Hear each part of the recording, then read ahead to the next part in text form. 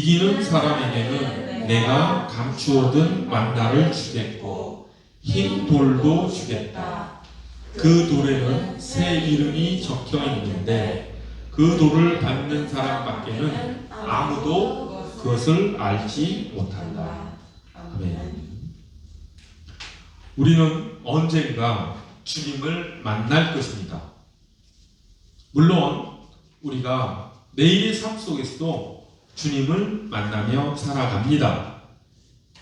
하지만 언젠가 만나게 될 그 주님은 그때 주님을 만날 때는 지금 우리가 매일의 삶 가운데 만나는 주님과는 다른 만남이 있을 것을 저희는 믿음으로 알고 있습니다. 그때는 얼굴과 얼굴로 서로를 맞대면하면서 주님을 만날 것을 우리는 알고 있습니다. 고린도전서 13장 12절에 나와 있지요. 우리가 지금은 거울로 보는 것 같이 희미하나 그때에는 얼굴과 얼굴을 대하여 볼 것이요 지금은 내가 부분적으로 아나 그때에는 주께서 나를 아신 것 같이 내가 온전히 알리라 라고 사도 바울이 고백한 것처럼 우리도 주님을 얼굴과 얼굴을 맞대면하면서 온전하게 만나게 되는 그때가 있을 것입니다. 우리가 그때만을 생각하면서 매일의 삶 속에서의 주님의 만남을 소홀히 해서는 안 되겠지만 또한 그때 또 주님과의 온전한 만남을 소망하면서 살아가는 그런 그리스도인 되기를 또한 간절히 소원합니다. 그런데 오늘 본문 말씀에서 주님께서 우리에게 그때에 우리가 주님을 얼굴과 얼굴을 대면하면서 만날 그때에 주님께서 우리에게 흰 돌을 주신다고 말씀하십니다.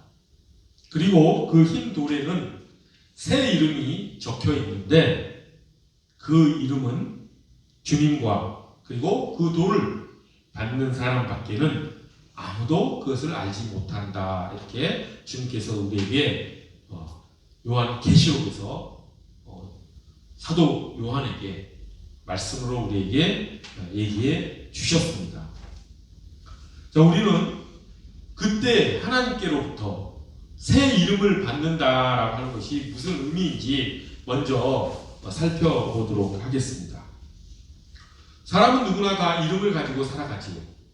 그리고 세상에 있는 모든 물건들 또 피조물들은 다 이름이 있습니다. 그리고 그 이름은 그 존재의 그 개성과 또 사람이라고 한다면 인격을 나타내는 그런 표지가 되지요.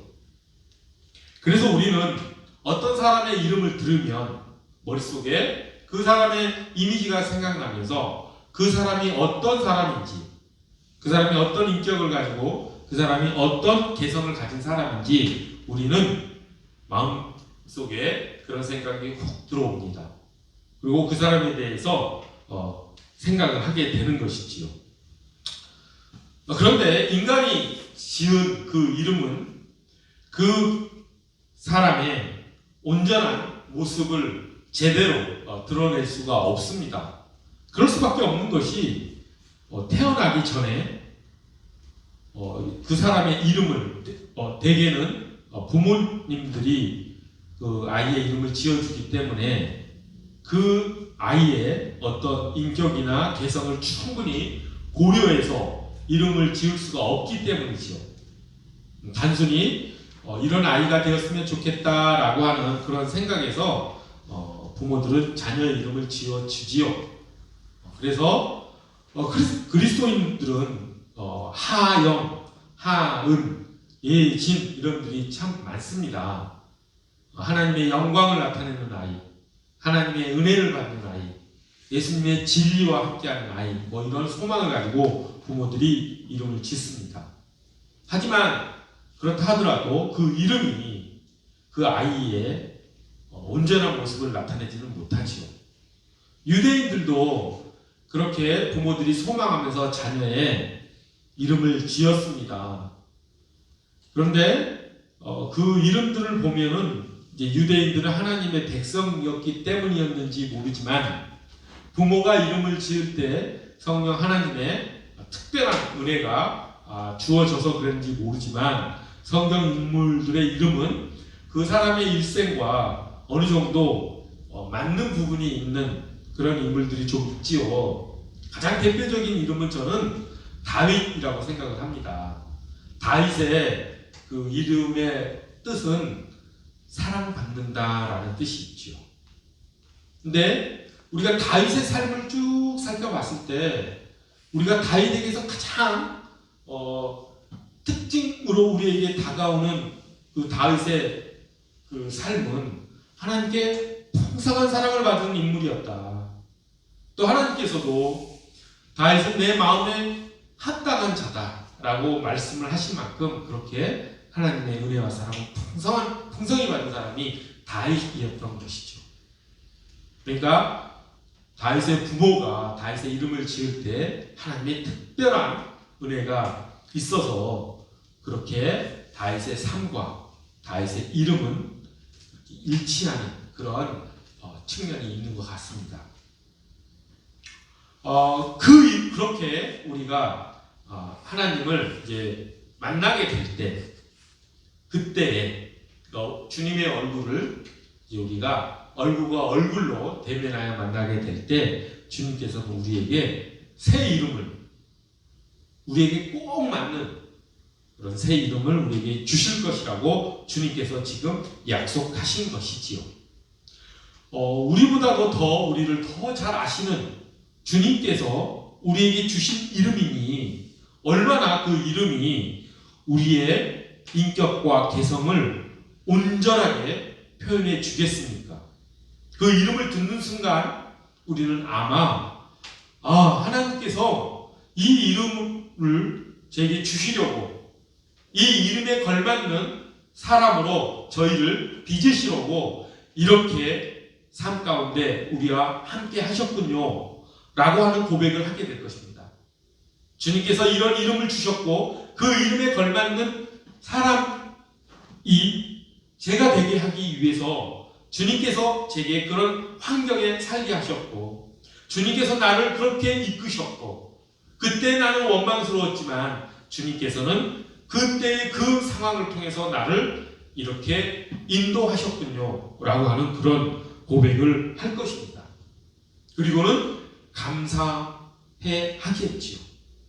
그리고 주님의 얼굴을 보면서 주님이 나를 그렇게 인도해 주실 것에 대해서 감사하면서 주님께 또한 이런 고백도 할 것 같습니다. 주님이 바로 당신이었군요. 아마 우리가 주님을 얼굴과 얼굴을 대면하여 보는 그때에 우리는 아마 주님의 얼굴이 처음 보는 얼굴이 아닐 것입니다. 아마 그 주님의 얼굴은 익히 우리가 보아왔던, 우리가 꿈에도 그리던 그 얼굴이 우리가 이 세상에 살면서 만나봤던 그런 얼굴로 우리에게 다가올 것이라고 저는 확신을 합니다. 왜냐하면 하나님께서는 우리를 하나님께서 원하시는 그런 사람으로 빚어가시기 위해서 우리와 함께 길을 걸었던 그런 주님이시기 때문에 그 주님의 얼굴은 결코 낯설지 않을 것이라고 저는 확신을 합니다. 그 이름을 통해서 우리는 주님께서 나를 이렇게 빚어내셨구나. 이 이름을 하나님께서 내게 태초에 나에게 이름을 지어주셨고 그렇게 지어주신 그 이름에 맞게끔 내가 살아가도록 주님께서 나를 인도하셨구나 라고 하는 것을 우리가 마음속 깊이 고백하면서 하나님과의 만남을 우리가 갖게 될 것을 우리가 소망하면서 살아갑시다. 그때가 얼마나 기쁘고 그때가 또 얼마나 감격스러울지 우리 그 만남을 소망하면서 살아가는, 그리고 또 우리의 삶 가운데, 매일의 삶 가운데 순간순간 하나님과 동행하면서 살아가는 그런 우리가 되기를 간절히 소원합니다.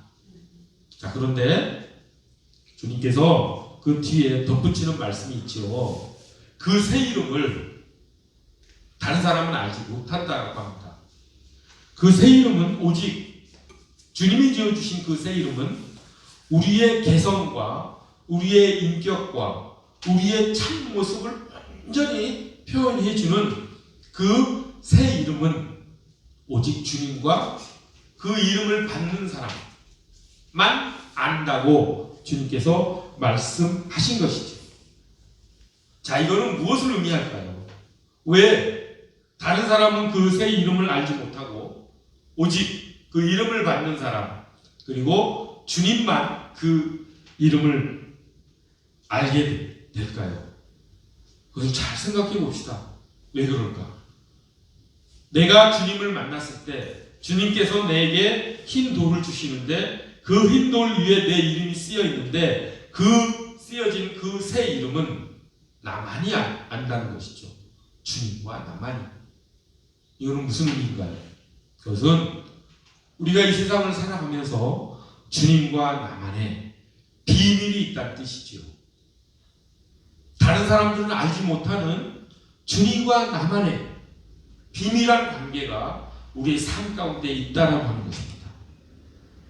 주님께서는 그만큼 우리를 특별하게 다른 사람과는 달리 특별하게 우리를 대접하시고 우리를 비접하시고 우리와 교제하시고 우리를 주님이 원하시는 사람으로 이렇게 만들어 가신다라고 하는 그 교제는 다른 사람들은 알지 못한다라는 것이죠.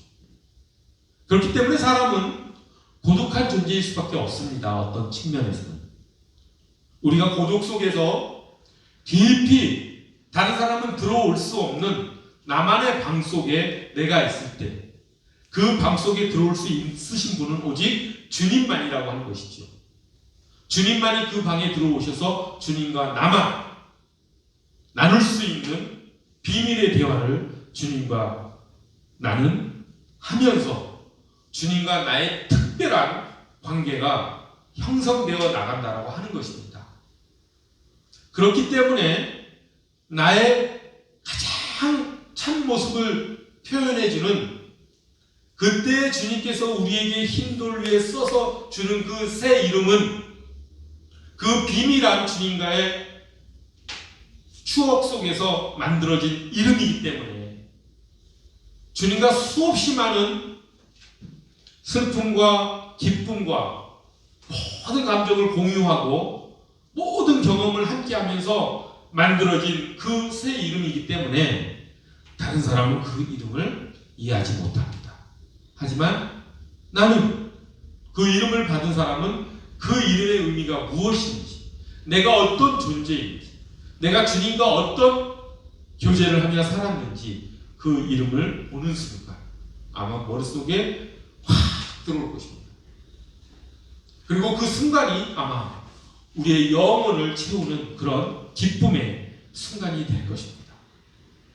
그것이 진정한 이 세상에서의 삶을 끝내고 하나님께서 우리에게 주신 모든 환경들을 이기고 나를 이기고 주님과 하나가 되는 그런 순간에 이루어지는 일이겠지요. 이처럼 주님께서는 우리를 특별하게 나만의 관계를 하나님께서는 우리에게 요구하시면서 주님과 친밀하게 교제하시기를 주님께서는 인정하시는 것입니다. 주님께서도 그렇게 바라시는 것이죠. 그 주님과 그런 특별한 관계를 우리가 맺어가며 살아가는 것이 얼마나 큰 행복인지 우리가 느끼며 살아갔으면 좋겠습니다. 그런 주님과 나와의 그런 비밀의 방 속에서 주님과의 친밀한 교제가 없다면 그 사람은 참 그리스도인으로서의 삶의 거의 대부분을 또 놓치고 살아갈 수밖에 없는 그런 삶이 될 것이라는 것을 우리가 생각을 하면서 주님과 그 친밀한 관계를 하나하나 맺어가는 이 땅에서의 삶이 되기를 간절히 소원합니다. 우리 한번 이렇게 상상을 해봅시다. 좀 상상의 나래를 펼쳐서 이렇게 하나님께서 정원사이시고 이 세상은 정원입니다. 그리고 우리는 그 정원에서 살아가는 그런 식물들입니다. 그러면 하나님께서는 그 식물들이 잘 자라게 하기 위해서 물을 주시고 햇빛을 잘 들게 해주시고 거름도 주시고 또 가지치기도 해주시고 온갖 정성을 들여서 꽃이 활짝 피고 줄기가 튼튼히 자라고 또 튼실한 열매가 맺을 수 있도록 하나님께서는 온갖 정성을 다해서 그 식물들을, 즉 우리를 이렇게 키워가시겠지요. 그러면 각자가 그 식물들은 하나님의 그 보살핌 속에서 각자가 다 다른 그런 꽃을 피우고 열매를 맺을 것이고 또 든든한 줄기가 있는 그런 나무로 다들 자라갈 것입니다. 그런데 그 꽃과 그 열매와 그 나무는 다 다르겠지요. 다 다른 개성을 가지고 자라날 것입니다. 아마 하나도 똑같은 그런 꽃이나 열매나 나무는 없을 것입니다. 주님께서는 그렇게 우리의 진정한 개성을 활짝 펴게끔 우리를 양육해 가시고 키워나가신다라고 하는 것이죠. 그 주님의 솜씨에 우리의 모든 것을 다 던져 넣는 우리가 되었으면 좋겠습니다. 온전하신, 전능하신 그 하나님의 능력에 이 땅에서의 우리의 삶을 다 던져놓고 하나님께서 우리를 마음껏 갖고 가시도록 우리의 모든 것을 하나님께 맡겨드리는 우리가 되었으면 정말 좋겠습니다. 그리고 그렇게 하나님께서 우리를 빚어가시고 우리가 세상을 이기고 이제 주님과 얼굴과 얼굴로 맞대면하는 그 순간에 주님께서 주시는 그 새 이름에 감격하는 우리가 되었으면 좋겠습니다. 정말 우리가 천국에서 다시 만날 때는 정말 이 땅에서의 모습과는 정말 다른, 나이면서도 내가 아닌, 나이면서도 다른 사람과는 온전히 다른 그런 나만의 개성을 가진 그런 사람으로서 우리 다시 만날 것입니다. 그렇게 되기 위해서는 우리 자기 부인이 필요한 것이고 자기 포기가 필요한 것이고 주님의 솜씨에 우리의 모든 것을 다 맡기는 우리의 신앙, 믿음이 필요한 것이지요. 그때 천국에서 그 온전한 개성으로 다시 만나게 되었을 때를 우리가 소망하면서 살아가기를 간절히 소원합니다. 자, 그렇기 때문에 우리는 하나님의 특별한 그런 보살핌을 받고 또 각자의 다른 사람과는 완전히 다른 하나님께서 주신 개성에 따라 하나님께서 우리를 빚어가시기 때문에 우리는 겸손해질 수밖에 없습니다. 그리고 타인을 존중할 수밖에 없다라고 하는 것이죠. 하나님과의 그리고 각자의 그 관계 속에서 비밀 위에 하나님의 솜씨에 의해서 어떤 사람이 빚어져 나아가고 그 사람이 참 그 개성을 가진 사람으로서 성숙해 가는데 누가 그 사람에 대해서 교만하게 무시할 수 있으며 내가 너보다 더 훌륭한 일을 해서 천국에서 너보다 더 하나님께 칭찬받을 것이다 라고 하는 마음이 어떻게 들 수 있겠습니까? 교만한 마음은 천국에서 있을 수가 없는 것이죠. 하나님의 솜씨로 모든 사람들을 다 개성에 맞게 특별하게 하나님께서 양육하신 다음에 성장시킨 다음에 만나게 되는 그런 천국에서 우리가 다른 사람을 볼 때 어떻게 내가 저 사람보다 더 낫다 라고 하는 그런 교만한 마음이 들 수 있겠습니까? 그때는 아마 정말 가장 겸손한 모습으로 다른 사람을 대하고 그 사람을 존중하면서 아마 천국에서 우리가 지내게 될 것입니다. 겸손이라고 하는 것은 우리가 어떤 하나님께서 주신 탁월한 능력이나 뭐 어떤 것이 있는데, 탁월성이 있는데 그것을 저는 하지 못해요. 나는 못해요. 나는 부족해요. 나는 못났어요. 라고 이렇게 자기 비하를 하는 것이 아닙니다. 진정한 겸손이라고 하는 것은 하나님께서 정해주신 자리에 우리가 온전히 서서 그 하나님께서 주신 그 달란트의 탁월성을 우리가 갖고 가면서 온전히 우리를 하나님께 드릴 수 있는 그런 참 개성을 가진 사람으로서 성장해 나아가는 것이 진정한 겸손인 것이죠. 그런데 그 개성은 나에게만 주는 것이 아니라 다른 사람에게도 또 특별한 달란트와 개성과 그런 탁월성을 하나님께서 허락하시기 때문에 우리는 타인을 존중할 수밖에 없는 것이고 내가 교만해질 수 없다라고 하는 것이죠. 그런 진정한 겸손함과 타인을 존중하며 서로 사랑하는 그런 천국적 삶을 우리가 소망하면서 이 땅에서도 우리가 그렇게 살아갔으면 좋겠습니다. 겸손하고 또 타인을 존중하면서 타인을 사랑하면서 살아가는 우리가 되기를 간절히 소원합니다. 자, 말씀을 정리합니다. 우리는 언젠가 주님을 완전한 모습으로 얼굴과 얼굴을 대면하면서 만날 그날이 있을 것입니다.